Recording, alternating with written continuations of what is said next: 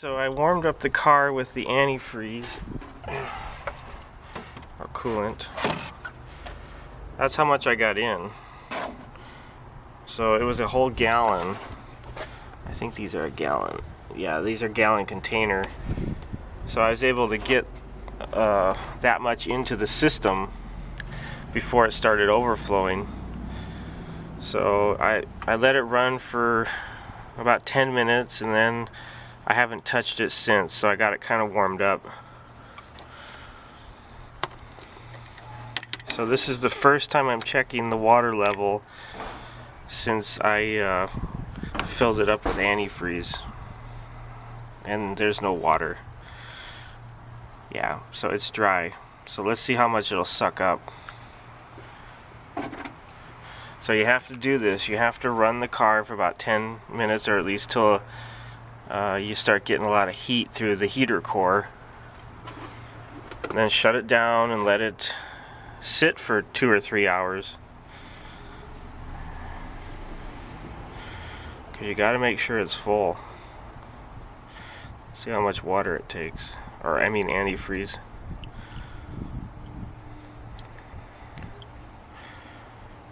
It's taking quite a bit. So if you went out driving like that, if you didn't check this, let it sit for a couple hours and check it, and you just went driving right away, you better take some extra fluid with you.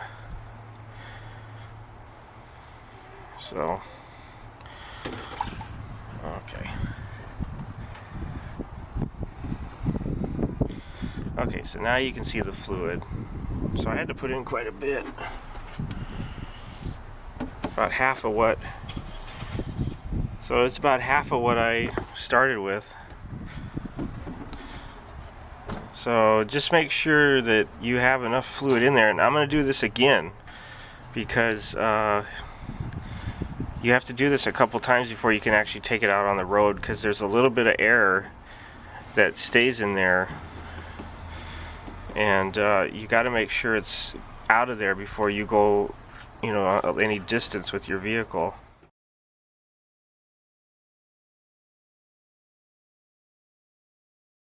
Okay, so I have to try to check the concentration level of what I already put into the cooling system. The problem is I can't get enough fluid from doing this. So the sucky thing is I have to drain it from the radiator into a cup and do it that way. So that's what I'm going to go ahead and do.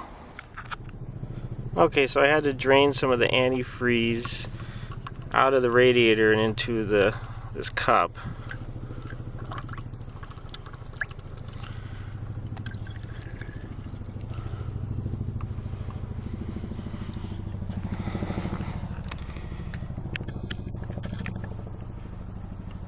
Oh shoot.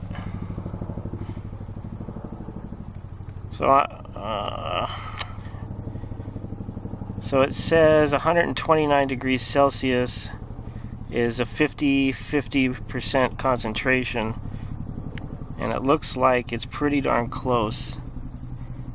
It's just a hair under that second one down, so it's almost a 50. Now I see some air bubbles on the gauge, so it's probably a little false, but it looks pretty close.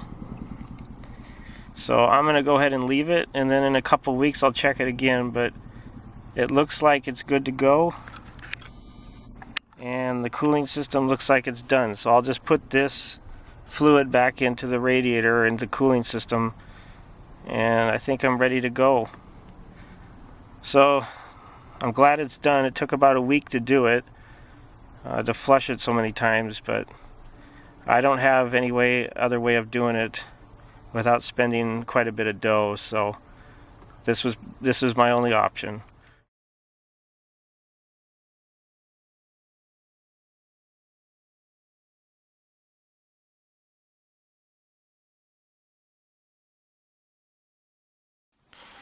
So there's quite a bit of controversy over coolants. Now I opted to use Prestone in my car, which according to Toyota, they want you to use their coolant, and their coolant is also red, and if you notice in the video, this is the standard kind of yellowish green color.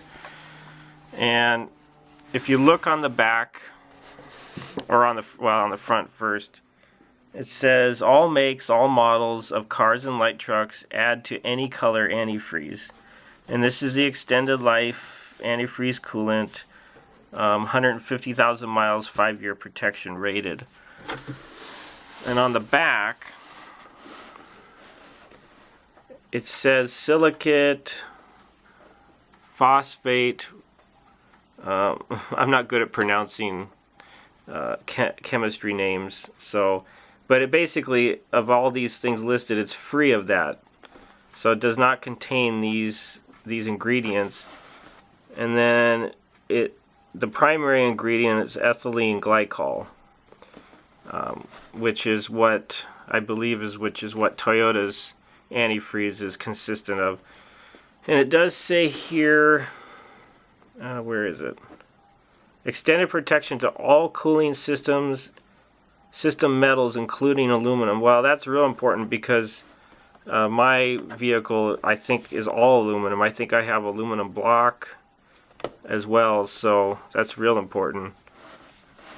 So this product says that when it's properly used, properly installed, that it meets the specifications pretty much of all makes and models.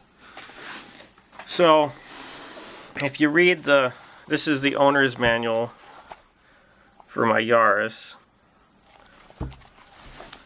If you read here, it says use of improper coolants may damage your engine cooling system.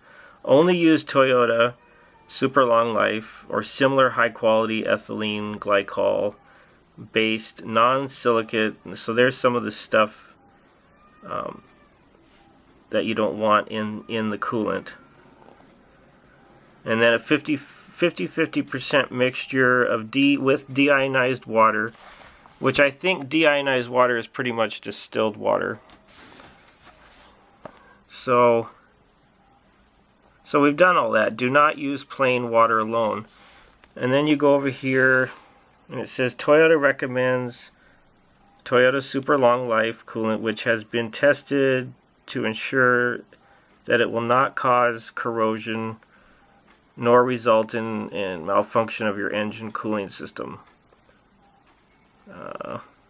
Please contact your Toyota dealer for further details.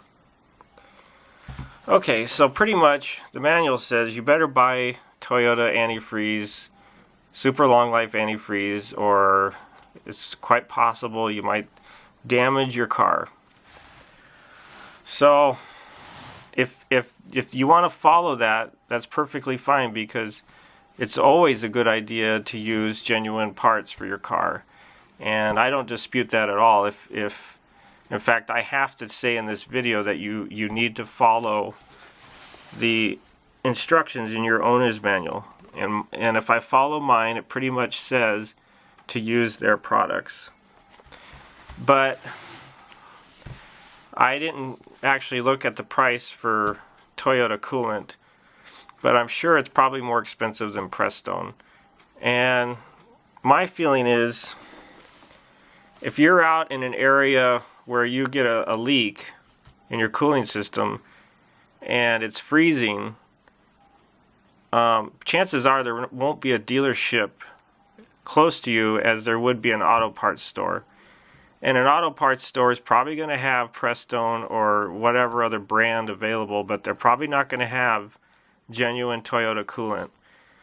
So if you're out in the sticks, or out somewhere where you can't get to a dealership to get that proper coolant, you're going to have to carry it in your car. And if you carry it in your car, there's a chance it's going to spill, so that's not a good idea.